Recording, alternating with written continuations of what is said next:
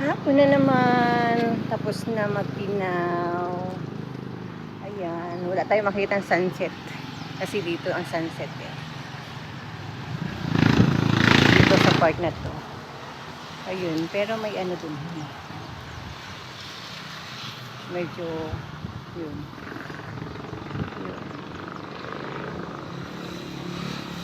Minsan maganda kasi ang ano dito. Nakikita din. Ang yan.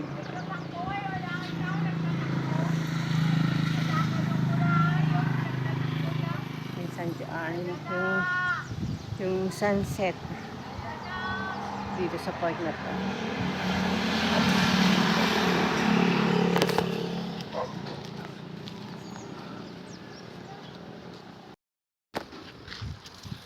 Yung langka doon. Yun. Yung langka na yan. Inanuhan ko, nilagyan ko ng balot sa baba. Kasi yun doon. Nilagyan ko ng balot yun. Yun, nilagyan ko ng balot siya doon. Kasi may nanguha na. Siguro gustong magulay.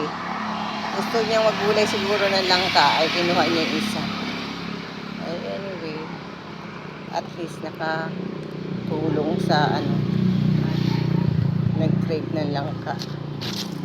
Ayan, dami doon.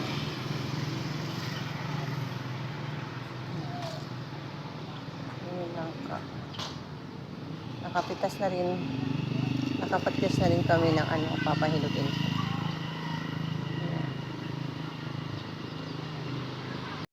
Mulberry ko sa paghapon,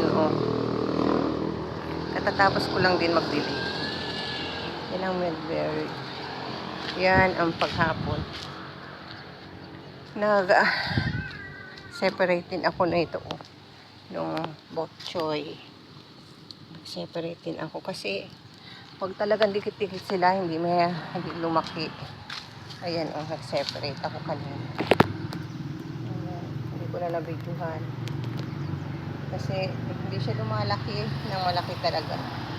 Pag dikit-dikit sila. Pero tingnan mo. Hindi ko alam kung ano to. Kung ito ba sigarilyas or what. Wala pa ako talaga makitang bulaklak sa kanya. Awan ko kung kailan pa siya magbubulaklak. Ganyan ang napahapon na. Ayan. Ayan kaming kalsada. Anong oras na ba? 6:01 ng hapon. Yan. Yan, nagdilig ako kanina. Yung isang talong, tinanggal ko na kasi natutuyo siya. Ito. Ayan yung bunga na isa. Wala, hindi maganda. Kamatis. Bulaklak na. Pag sunrise, dito yan banda. Yung may bukid na yun. Yan, may bukid. Yan. Yung kabila niyang bukid na yan is Manila Bay. Dugtong ng Manila Bay. Yan.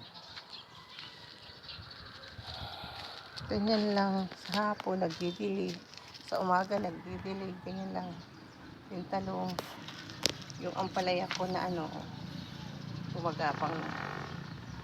Hindi yan ampalaya ligaw. Ampalaya yan na ginugulay. Wala. Umakyat ako kasi gusto ko makakita ng sunset. Wala. Ayan wala. Wala. Ganyan lang.